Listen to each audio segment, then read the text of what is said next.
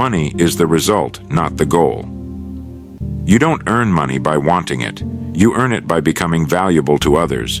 Money isn't the goal. It's the echo of service. When most people picture success, they see wealth, the house, the car, the comfort, the freedom. They see money as the final stop on the road, the sign that they've made it. But that's where most people lose their way.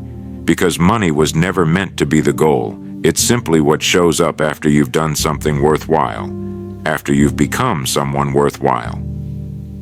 If you spend your life chasing money, you'll spend your life chasing shadows. Money doesn't run to the person who wants it most. It moves quietly toward the person who deserves it most. It's attracted to value, not hunger. It's the reward for being useful, for solving problems, for helping, for creating something that makes another person's life a little better, a little easier, a little richer in meaning. But every day people run faster and faster in circles, switching jobs, chasing quick wins, looking for shortcuts, all while forgetting a simple principle. You can't take more from the world than you've first given to it. You want to earn more? Then become more. Grow your understanding, sharpen your skills, build your reliability until the world can't ignore you, because value is what creates demand, not desire. There's a law working silently in the background of every life. The more value you give, the more value finds its way back to you. Sometimes it returns as money, sometimes as opportunity, but always as growth. It's a simple law, but not an easy one. It asks for patience, for faith, for the quiet discipline to keep improving long before anyone notices. Money is just a scoreboard. It doesn't define you. It reflects you. It shows how many people have found your work meaningful. When you understand that, everything changes. You stop chasing money like prey and begin cultivating it like a harvest. You take care of your work, your character, your discipline, and in time, the results come naturally. The problem is, most people want the harvest without planting the seed. They want the prize without the preparation, but life doesn't work that way, and it shouldn't, because without the effort, there's no pride, no mastery, no meaning. Real prosperity begins when you stop asking, "What can I get?" and start asking, "What can I give?" It begins when you realize your income will never outgrow your usefulness. Money follows service. It follows integrity, creativity, effort. It follows those who give more than they take, those who build instead of wait. So if you truly want to change your financial life, don't start with your wallet. Start with your worth, the kind that can't be printed, borrowed, or stolen. Because money has never been the cause of success. It's the confirmation of it. It's life's way of saying, you've made yourself valuable, here's your proof. Why chasing money pushes it further away? Have you ever noticed that the harder some people chase money, the faster it seems to run? They work longer hours, take on more projects, stretch themselves thin, yet somehow the reward stays just out of reach. It isn't because they're lazy or unlucky, it's because they've mistaken motion for direction. Money is a shy thing. It doesn't respond well to desperation. It's drawn to usefulness, not urgency. When a person works with the single thought of, "I must get rich," his energy turns inward, and everything he does carries the faint scent of need. People feel it, even if he never says a word. It shows up in his tone, in the way he negotiates, in the way he handles opportunity, and because people sense he's working for himself instead of for them, they quietly turn away. But look at the person who forgets about the money and focuses on the work, who wants to do a thing well for its own sake. That man becomes magnetic. He puts care into his craft, honesty into his dealings, pride into his effort, and before long, others want to work with him, buy from him, trust him. Money begins to move in his direction without him chasing it, or... It's a strange law of life. The more you serve, the more you receive. But the more you clutch and demand, the less comes your way. It's the same reason a river flows smoothly when unobstructed, but floods when blocked. The moment you turn your work into a chase for reward, you build a dam around your own potential. When people work only for money, their vision narrows. They look for shortcuts, They trade quality for speed, and they measure success by what they can grab rather than by what they can build. In time, that attitude seeps into everything they touch, and opportunity, sensing the smallness of their intent, quietly passes them by. The great secret is that money is a byproduct. It's the shadow of value. You can't chase a shadow. You have to stand in the light that creates it. That light is found in contribution, in doing something with excellence, in improving yourself until your service becomes indispensable. Think of every successful person you admire. At some point, they stopped thinking about money altogether. They thought about work, about service, about principle, and money, being the faithful servant it is, began following them instead of fleeing. So the real question isn't, how can I earn more? The question is, how can I make myself worth more? Not in pride, but in skill, in understanding, in reliability. Because the marketplace doesn't reward want, it rewards worth. The man who chases money becomes a slave to it. The man who builds value makes money his servant. And once you learn that distinction, you'll never look at wealth the same way again. The forgotten principle of value creation. Somewhere along the way, the world forgot the oldest principle of prosperity. To receive, you must first create value. It sounds simple enough, almost too simple, which is why most people overlook it. They think wealth begins with demand, or ambition, or connections. But the foundation of every lasting fortune is the same. Someone, somewhere, decided to do something useful, and to do it better than most. Look closely at the world around you. Every comfort, every tool, every piece of progress was born from someone's desire to make life a little easier for someone else. That's the true beginning of wealth, not in taking, but in creating. Money doesn't start with greed, it starts with service. But in our impatience, we've blurred that idea. We've begun to believe that wanting something is the same as earning it. We tell ourselves that if we desire enough, life will hand it to us. But life doesn't pay you for wanting, it pays you for working with purpose. The forgotten principle of value creation says this: if you want to earn more, first make yourself worth more, not by shouting louder, but by improving what you can offer. Every person is already in the business of value, whether they know it or not. Some sell ideas, some sell effort, some sell trust, but all are rewarded in proportion to the value they create in the lives of others. When you stop asking, how can I get ahead, and start asking, how can I make things better, you begin to open doors that money alone could never unlock. Opportunities appear because people recognize something rare, a person who gives more than he takes. A worker who puts pride into his craft doesn't need to chase promotion. Excellence pulls it toward him. A business that serves its customers with care doesn't need to shout. Its reputation becomes its advertisement. A mind focused on improvement becomes a magnet for ideas, people, and chances. That's value creation in motion. You can't fake it. You can't borrow it. You can't pretend to have it. It grows only through discipline, curiosity, and service. Each time you learn something new, refine a skill, or take on a task with integrity, you're adding invisible currency to your name, a kind that the world always converts into visible reward sooner or later. The remarkable thing is that value never goes unnoticed for long. You may feel unseen for a time. You may work hard without applause, but eventually, the world finds a way to make use of the useful. It always does. And when it does, money arrives, not as a miracle, but as a natural conclusion. The person who has learned to create value doesn't wonder if success will come. He knows it must, because he's working in harmony with the oldest law of gain. You cannot enrich others without enriching yourself in the process. That's the principle most people forget, and it's the one that never fails. How to build a mindset that attracts success naturally. Every great success begins not with action, but with a way of thinking. Before the first invention was built, before the first company was formed, before the first fortune was earned, a mind had to believe it was possible. That's where success truly starts, in the quiet workshop of your own thoughts. You see, the mind is like fertile soil. It doesn't care what you plant, weeds or wheat. It will grow whatever you sow. And what most people don't realize is that their thoughts are planting seeds all day long. Thoughts of worry grow more worry. Thoughts of opportunity grow more opportunity. The harvest always matches the seed.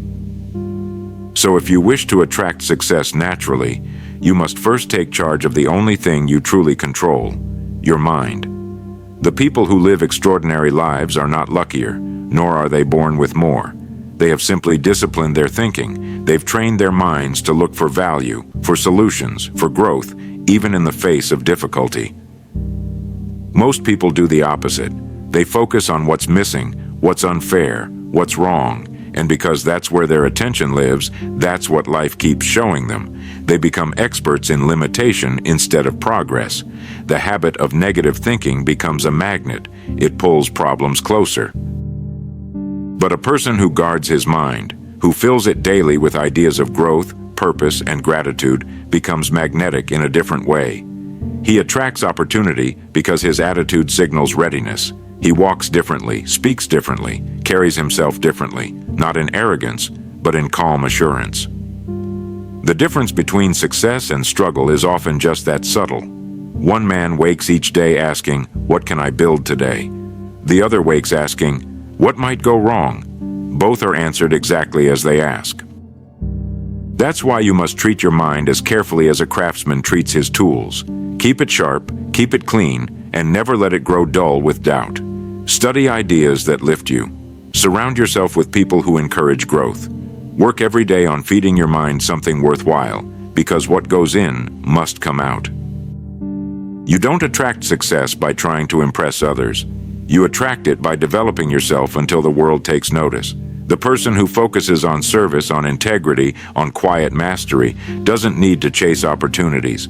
They appear, drawn by the weight of his character. Success is not an event. It's a reflection. It reflects the person you've trained yourself to become. If you fill your days with thoughts of value, effort, and gratitude, life will begin to hand those same things back to you in larger and larger measures. So the next time you find yourself worrying about results, step back and ask, what am I feeding my mind today? Because that's where the future is already growing, in the invisible garden of your thoughts. Tend to that garden carefully, and you won't have to chase success. It will find you, quietly, naturally, and right on time. Why true wealth begins with service, not desire. If there's one principle that separates lasting wealth from empty gain, it's this. True prosperity begins with service, not desire. Desire is easy. Anyone can want. The world is full of people who want more comfort, more money, more recognition. But wanting has never built anything. Service, on the other hand, has built everything we hold dear.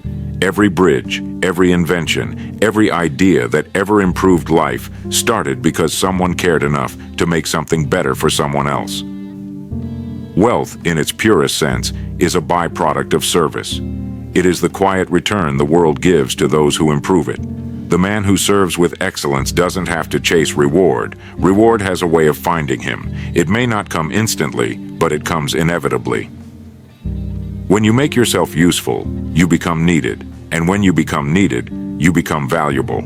That's the oldest and most reliable formula for success. Yet it's the one people forget most often because they're too focused on the outcome to notice the cause. Desire says, I want. Service asks, how can I help?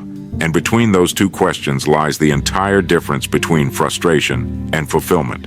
The person driven by desire alone spends life measuring what's missing. They work with restlessness, always chasing the next thing, believing happiness lies just beyond the next paycheck or opportunity. But the person driven by service sees abundance everywhere. Their focus is outward, and in that outward focus, they find peace.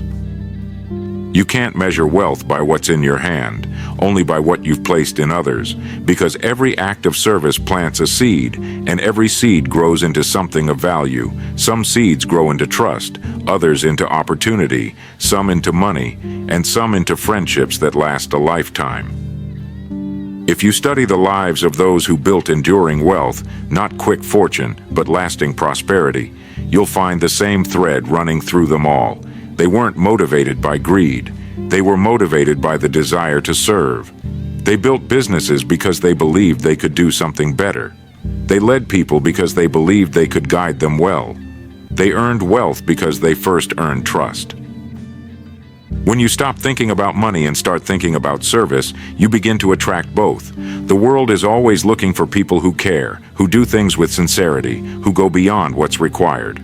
Those people rise, not by force, but by gravity, because everything around them naturally begins to move in their direction. So if you want more wealth, stop asking life to give you more and start asking what you can give it. Ask yourself what skill, what kindness, what idea you can contribute that would make someone's day or life a little better. That's where wealth begins, not in desire, but in service, because desire ends when it's satisfied. Service, on the other hand, never ends. It grows, it deepens, it multiplies, and so does everything that follows it. Purpose and prosperity. We become what we think about. Few sentences have ever carried more weight. Hidden inside that simple line is the entire philosophy of purpose and prosperity, because a person who knows what he's thinking about and why already holds the key to every form of success. Most people never decide what their lives are about. They wake up, go to work, and repeat without ever setting a clear purpose before their mind. And without that purpose, their thoughts wander. And where thought drifts, results drift too. But the man who knows his purpose, even if it's small at first, begins to organize his entire world around it. His thoughts gain direction, his actions gain rhythm, and his days begin to take shape. Believe that prosperity is not a chase, but a consequence. It follows those who live with purpose, those who do their work with sincerity, discipline, and pride. Not because they're lucky, but because they've aligned themselves with the laws that govern growth. You see, life operates by law, not luck. Plant corn, and corn grows. Plant weeds, and weeds grow. In the same way, plant purpose and persistence in your mind, and life has no choice but to return results in kind. The problem is that most people spend their time planting weeds of worry, fear, and envy, and then wonder why they never harvest abundance. Success is not something you get, it's something you become. And once you've become it, results follow as surely as dawn follows night. That's why he warned against chasing money directly. He said, money is the yardstick of the service you render. In other words, it's not the prize, it's the measurement. It tells you how many people found value in what you've built. To live with purpose is to wake each day knowing you have something meaningful to give. It doesn't matter what your work is. What matters is how you do it. Whether you sweep a floor or run a company, whether you write a letter or teach a child, if you do it with excellence, you are practicing prosperity at its highest level. Compare the mind to a field. Whatever you plant will grow, but the field doesn't care what seed you choose. That's both the warning and the promise. If you fill your mind with clear goals, positive expectation, and a spirit of service, you will begin to move toward abundance naturally because your thoughts and your actions are finally working together. Purpose and prosperity are not separate things. They are two sides of the same coin. One gives meaning, the other gives proof. When you know your purpose and serve through it, prosperity becomes inevitable. You no longer worry about how or when. You simply keep improving, keep giving, and life keeps responding.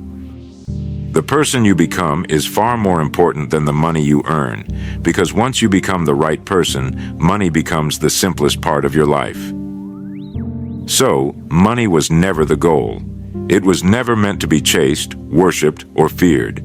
It was meant to follow, quietly, naturally, as the echo of service, the reflection of value, the applause for a life well lived. The people who spend their lives chasing money often end up tired, restless, and empty. But those who spend their lives becoming valuable, who work with pride, think with purpose, and serve with heart, find that money comes to them like a shadow that never leaves its source. Every great life, every lasting success begins with one simple shift, from wanting to giving, from chasing to becoming. Because when you improve yourself, you improve everything around you. When you serve others, you serve your own growth. If you want more, give more. If you seek abundance, create it first. In your thoughts, in your work, in your spirit. Life will return it to you multiplied, because that's the way it's built to work. The goal is never the money. The goal is the person you become in the process of earning it, disciplined, confident, useful, and free.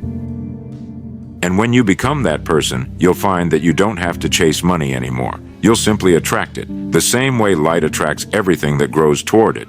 Because in the end, money is not success. You are. Money is just the echo that proves the world heard your service.